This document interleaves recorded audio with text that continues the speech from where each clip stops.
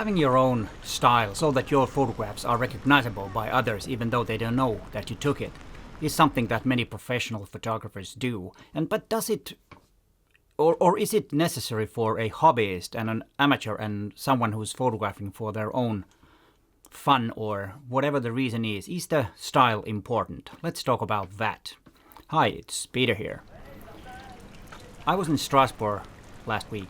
I was there for a couple of days, so I had 2 days of photographing, and unfortunately the first day was pouring rain, very heavy rain, so that kind of limited. So I couldn't do the things that I wanted to do, but on the other hand, this rainy weather is a very good time to photograph. Just be equipped well. Of course, my small problem is that I'm using the Ricoh GR3X, which is not weather sealed, so I have to be a bit careful and cannot be, out in the rain standing, so I need an umbrella and stuff like that, which makes photography a bit harder, especially if you videographing yourself at the same time, because it's always when you're concentrating on the video, you will kind of lose some images while you're walking, and that's of course a bad thing. So part of the thing I did to just ditch the video cam and concentrated on the photography. But yeah, the style. One thing is the consistency. When you have a consistent style or type of a style, you kind of have already an idea what to photograph. The style does not have to be connected to the subject matter, but it can be. And that kind of dictates your style in a way, that you photograph a certain way and the images have a certain look. And I think that's something that is a good benefit if you can do that, because that will make it easier for you to start to photograph if you have some kind of an idea what to photograph and how to photograph and what the photographs should look like.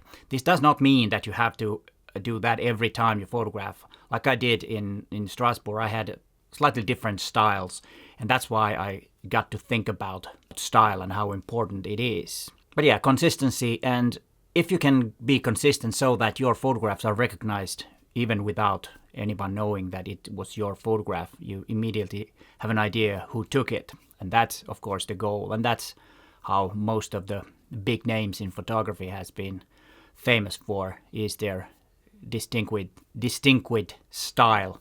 They're kind of like a signature style. And that's also something, if you want to be better in photography, is something that you might want to do. And this applies to any genre that you are photographing. I'm talking about street photographs because that is something that I do. Identity and recognition. This is something that I already talked about a little bit in the consistency. But what does it mean that you kind of identify yourself as a certain type of photographer? You're known for your subject, you're known for your visual style, you're known for your composition, you make certain type of compositions and stuff like that. And that's also a part that can help you to start when you go out and start to photograph. Having this recognizable and kind of like identity as a photographer will help you to start, because if you're in a kind of like a creative rut, all this kind of helps. And how to define your own style is, of course, you go back to your images and then you kind of see what are your favorite images and see what the style is, and is there a common thing in your photographs? Is it the subject matter, or is it the style, or is it a certain focal length, or whatever it is? Try to figure that out and go back to your archives and see what it is. Have you done that? Do you think that you have a distinguished style on your photographs? Do you recognize your own photographs in a way that, yeah, that's me? Because that's what we want to see. We want to see the photographer in the image too. Not only the subject and all that, what's inside the frame, but also we want to see the photographer. And this comes to number 3, which is personal fulfillment. When you're developing that style, you kind of lift yourself and become a better photographer, because then you kind of like mastered the craft in a way that you can keep up that consistent style. And as I said in the beginning, that you don't have to photograph every photograph with the same style, but you recognize them, and maybe you only show the images that are in a certain style, put in your website or in your social media platforms, Instagram, etc., etc. And by the way, that's my Instagram, which unfortunately I don't use that much, but there are quite a few images, and there you can see that I don't have a distinguished style, which is something that I've struggled a bit, because I don't know, I like so many different types of photography that it has kind of made me a bit lost in what comes to visual style, which I of course try to do in Strasbourg.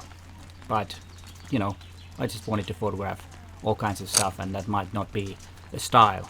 But of course the subject matter could be the style, or the idea and the way I shoot could be a style too, not necessarily only the visual style, which is of course one part of it.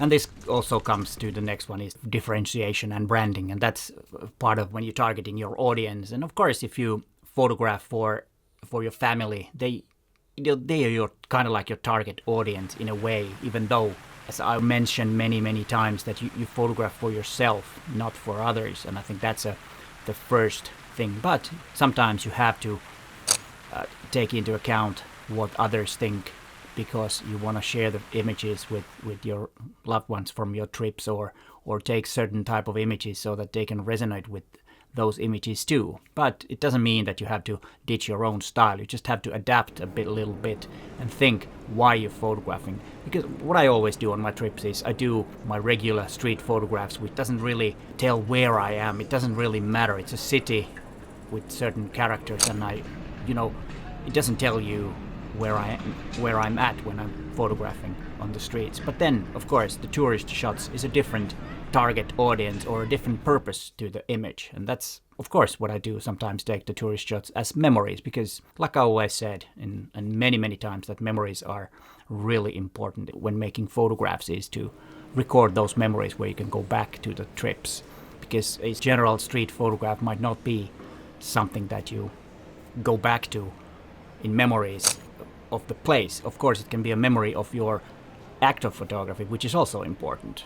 I hope this makes sense, because it's really hard to explain what I mean, but it's a kind of like a state of mind that you need to, keep clear in your mind to be able to photograph or have a style.